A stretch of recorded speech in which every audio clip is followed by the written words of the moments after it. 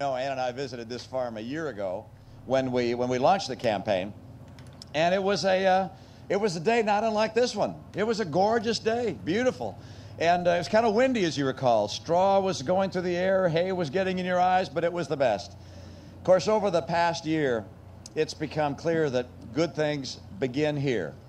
So we're back today with a few more friends and closer to the goal. Every day, of course, the campaign grows stronger and stronger, and I think more Americans realize that we don't have to settle for these years of disappointment and decline. But instead, I think America knows that we can do better. And with your help, we are going to do better in this country. Together, we're going to take our campaign all the way to the White House and win this thing.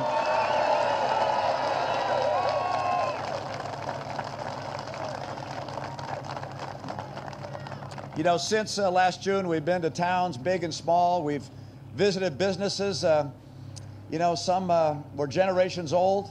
Others were quite new. Every one of them was trying to make their best in a very difficult economy.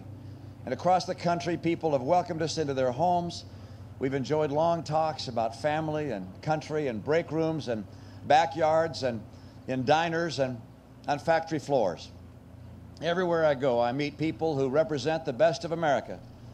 They're hopeful, hardworking, determined, and proud. But they're also anxious, and they're worried. They're tired of being tired. And they're tired of a detached and distant president who never seems to hear their voices. And I hear you, and I'll make sure I continue to hear the people of America when I'm president of the United States if I get your support.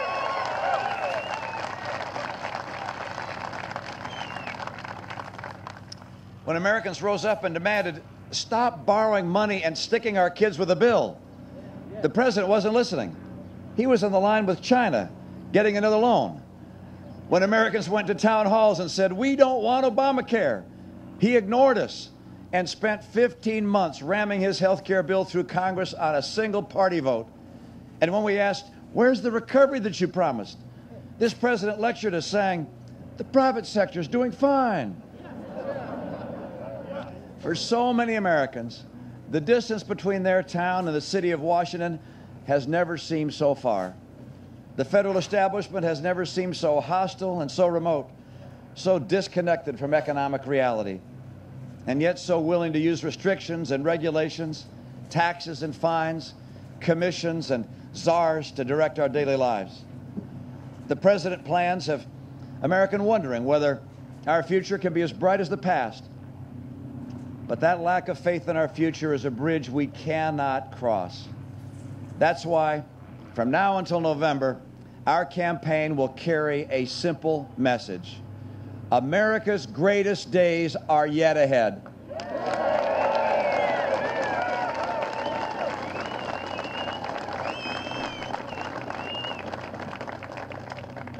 Washington's big government agenda should not smother small-town dreams. In the America we love, every town counts, every job counts, and every American counts. We're here today to launch a campaign bus tour that is going to take us from New Hampshire to Pennsylvania, then on to Ohio and Iowa, and finally to Wisconsin and Michigan. You got a Michigander over there? Wow. In the days ahead, we'll be traveling on what are often called the back roads of America. But I think our tour is going to take us along what I'll call the backbone of America.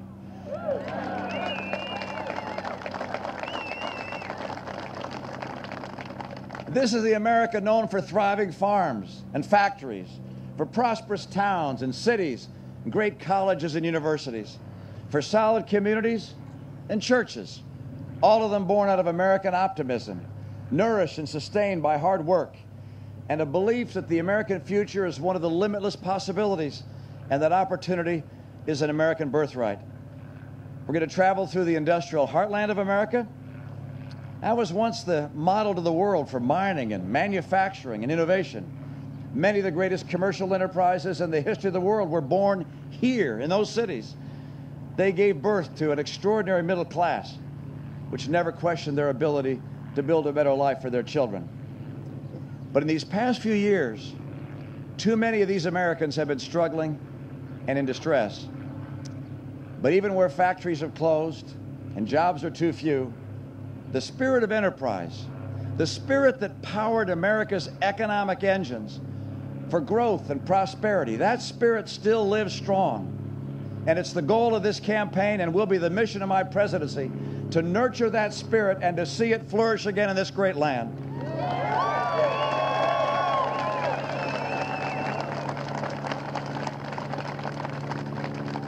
The world knows the great names of those cities, places like Pittsburgh and Detroit and Chicago and Cleveland. These were the arsenals of democracy, the forges of freedom, the melting pots of America. Their resilience and indomitable energy are a cornerstone of our future. But we should never forget that some of America's biggest dreams were also born in our smallest communities. Our small towns have given us great writers, great thinkers, and great leaders. Before they were literary giants who dazzled the world, great American writers like Mark Twain and John Steinbeck were kids playing in open spaces and dreaming the stories that they would someday tell us. Before they were pioneers, Thomas Edison and the Wright brothers looked out into the dark night and up at the clear sky, imagining great inventions that would change the world. And no, Mr. President, they were not dreaming of government loans.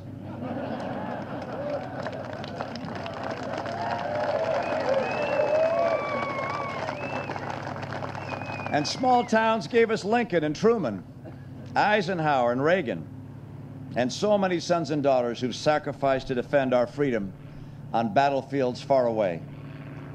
The vision, the values, the character, and the can-do spirit that you find in our small towns have made America great. In these places, you also find a special sense of community and a deep commitment to our country. These Americans are quiet heroes.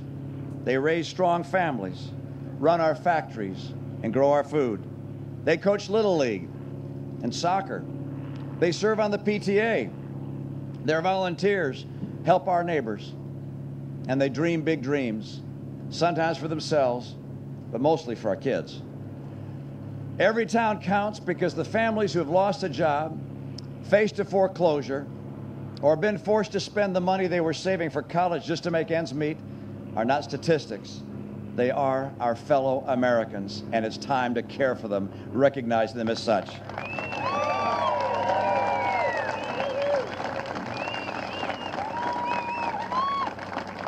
In recent years, they've shown great determination and real bravery. These men and women do the hard things that others say aren't worth trying. They keep pressing on, even when government bureaucrats and regulations keep getting in their way. They have talent and creativity, and they aren't about to let their family or our country down by letting their dreams go. They are the backbone of America. Yesterday, the president gave a speech, a very long speech. You might have thought that it would be a moment when he would acknowledge his policy mistakes and suggest a new course.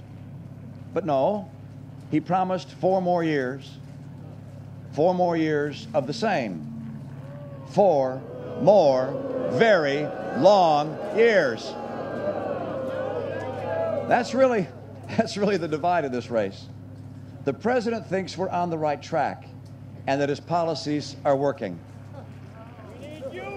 And I believe with all my heart that we can and that we must do better, and we will do better.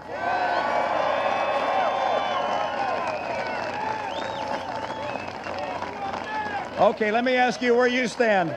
Do you think America could do better? Yeah. Do you believe that with new leadership and a new president, our greatest days are still ahead? Yeah. And do you believe we can take back the White House and reclaim the greatness of America? Yeah. I agree with you.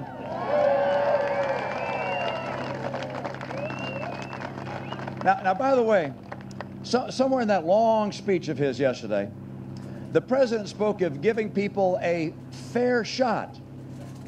I could not agree more. President Obama isn't giving our students a fair shot when they graduate and only half of them can find jobs or work that matches their skills. That's not a fair shot. And he isn't giving the middle class a fair shot when wages keep going down and prices keep going up. You know, under President Obama, more Americans are living in poverty than under any president in history. That's a tragedy, not a fair shot. He didn't give the children of Washington, D.C. a fair shot when he proposed to end their scholarship to go to better schools. And when he bows to the demands of the teachers' unions, he isn't giving a fair shot to kids all across America. He isn't giving a fair shot to entrepreneurs and job creators when he picks winners, or in his case, when he picks losers, like Solyndra. Barack Obama isn't giving a fair shot to our children and grandchildren when he saddles them with trillions of dollars of debt. It's not right. It's not a fair shot. If there's ever been a president who has failed to give the middle class of America a fair shot, it is Barack Obama.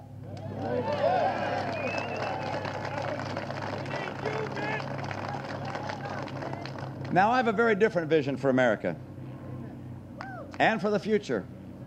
And I know what we're going to have to do to give our fellow Americans a truly fair shot and a better chance for their future. You see, I see an America where free enterprise is nurtured and celebrated, not attacked, because freedom and free enterprise are what create jobs, not government.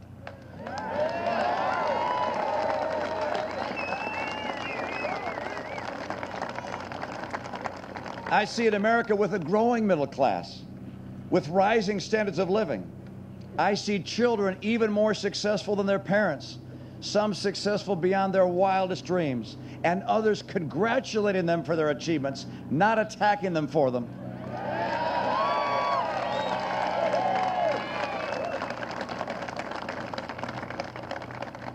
We must not allow the desperation of a failing presidency to divide our great country, and I will not let that happen.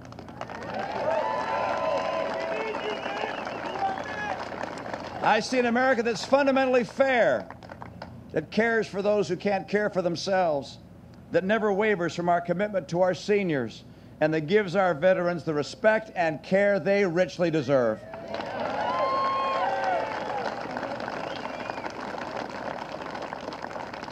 In the America I see, character and choices matter, and education and hard work and living within our means are valued and respected.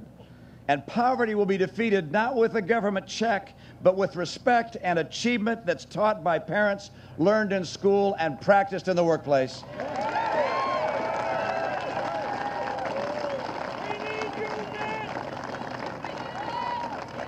This is the America that was won by the nation's founders and earned for us by the greatest generation. It's the America that's produced the most innovative, most productive, and most powerful economy in the history of the earth. As I look around at the millions of Americans without work, the graduates who can't get a job, the soldiers who return home to unemployment lines, it breaks my heart. It's the result of failed leadership and a faulty vision. I'm running for president because I have the experience and the vision to get us out of this mess. I'm offering a real choice and a new beginning for the American people.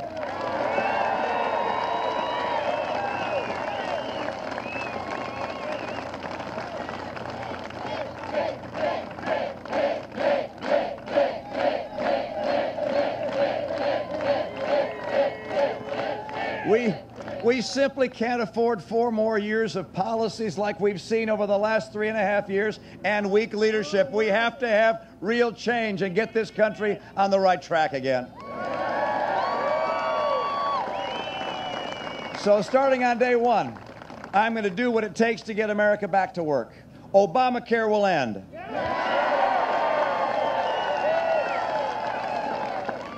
We're going to open new markets around the world and make sure that countries like China finally play by the rules.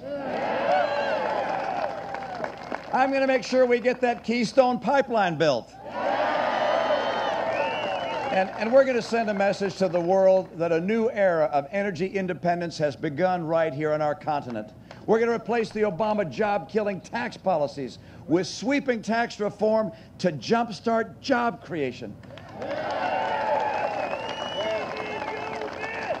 And by the way, the government regulators who are strangling small business are finally going to learn that their job is to help job creators and recognize them as our friends, not as our enemies. And once again, by the way, once again, the era of big government will really be over.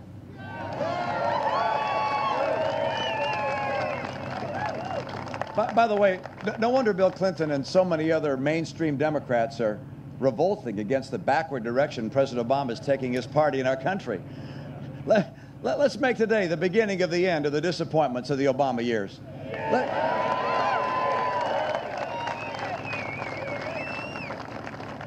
Let's make today the start of a new and better chapter that we're going to write together.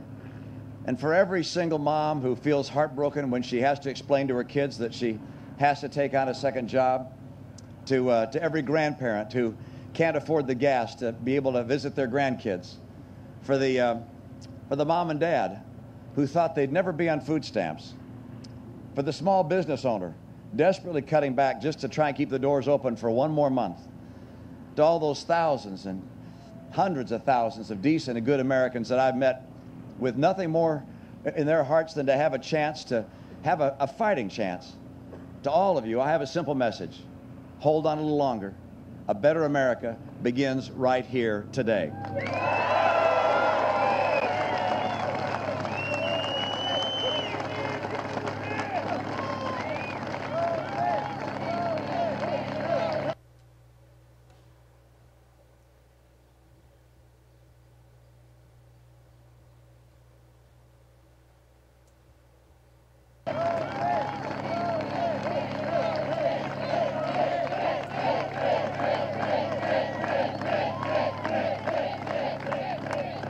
Today, the hill before us is a little steep, but we've always been a nation of big steppers. Many Americans have given up on this president, but they haven't even thought of giving up. Not on themselves, not on each other, and not on America. In the days ahead, I need you in this next step toward the destination this November 6th, when across America we can give a sigh of relief and know that the promise of America has been kept. The dreamers can dream a little bigger. The help wanted signs can be dusted off. And we can start again. And this time we'll get it right. We'll stop the days of apologizing for success at home and never again apologize for America abroad.